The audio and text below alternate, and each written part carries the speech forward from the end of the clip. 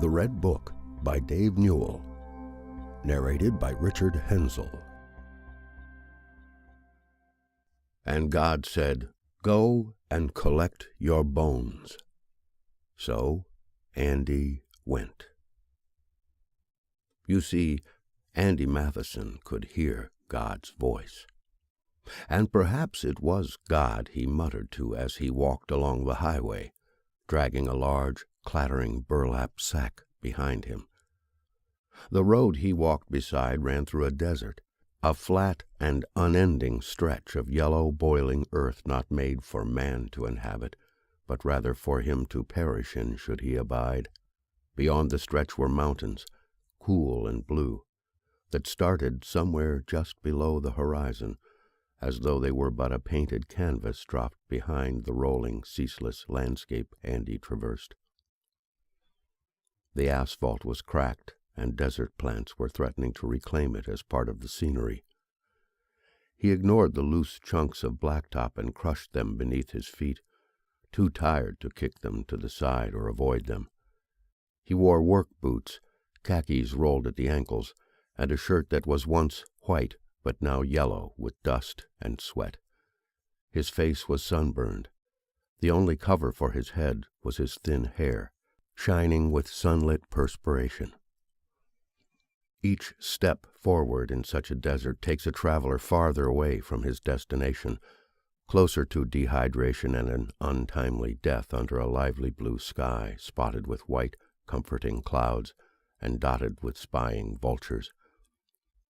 Andy's steps were strong, though, and he leaned into the rope he held over his shoulder to drag along the sack. Behind it was a wake carved through the dirt like a ship through waters that never folded back into place, betraying its creator. He paid the track no mind, for he was a man no one followed, except God, of course. And surely in this desert God could find Andy, for he was the little man carrying a great weight like a desert ant. "I'll get there. I'll get there." "Go and collect your bones." "Yes, I will." The road appeared flat, but a car quickly rose in front of Andy and slowed as it neared him. It was a long blue sedan with spotless white seats and a large cream-colored steering wheel. The car stopped and the driver rolled the window down. A large man with jewelry on his fingers waved and said, "You need a lift?" Andy let the rope fall at his feet and looked behind him, the direction the car was headed. He smiled, laughed even, at the prospect of taking a ride in the exact opposite direction.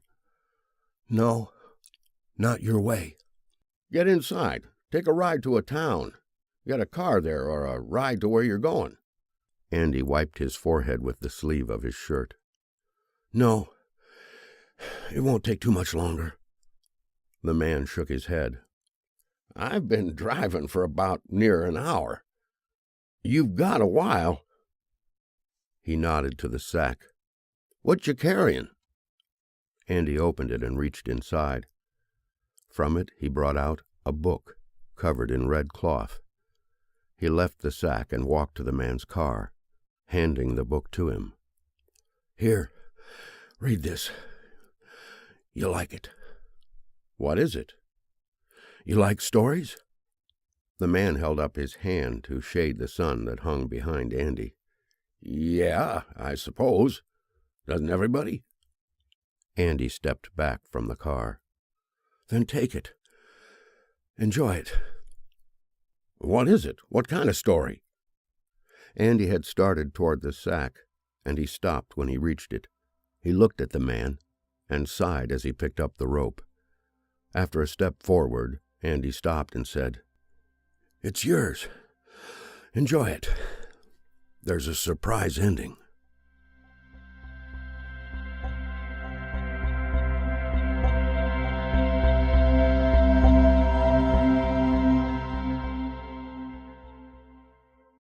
You have been listening to The Red Book, a short story by Dave Newell, narrated by Richard Hensel.